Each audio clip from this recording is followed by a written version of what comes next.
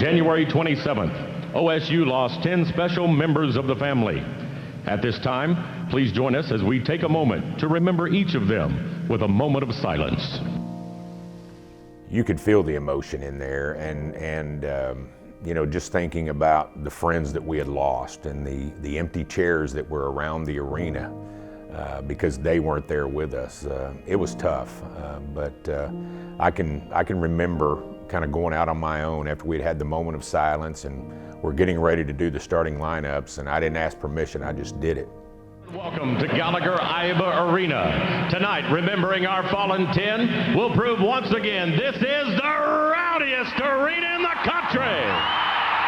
I remember Quinn Snyder and the Missouri Tigers telling Coach Sutton that they understand, Coach, you just let us know when you're ready to play and we'll be there. Melvin Sanders!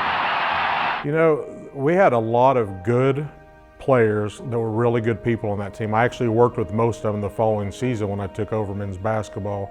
When you've got people like Frederick Johnzan, Andre Williams, Melvin Sanders, Mo Baker, those guys, those are people that you want to be out there representing this university in a time like that. I mean, I know that they were, you know, spent. They just had a miserable week and a half, but I think they were ready to play that game because it was going to give them 2 hours when they could think about something other than that tragedy. Now the emotions have to shift gears, and I think we're coming to the point that we need Bill Kennedy. The ball is in the air, and the Cowboys have first possession. And one of the things that was interesting was for the Iowa State game, which was our grand opening of Gallagher-Iba, because we'd literally just got the building done, I wanted to see if the noise level was really as close to what it had been before in the old building.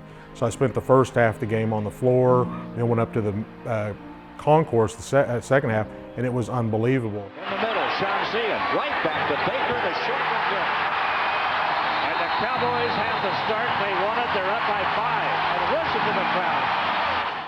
When we got to that Missouri game, and it was as loud, if not more so, than the Iowa State game.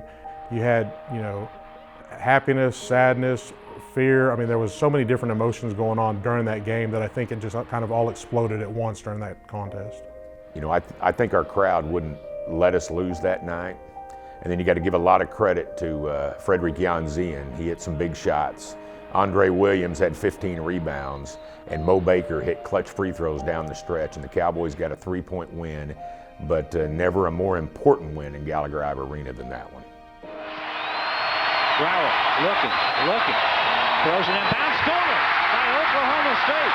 Sanders had it, gets it to Maurice Baker. It's over.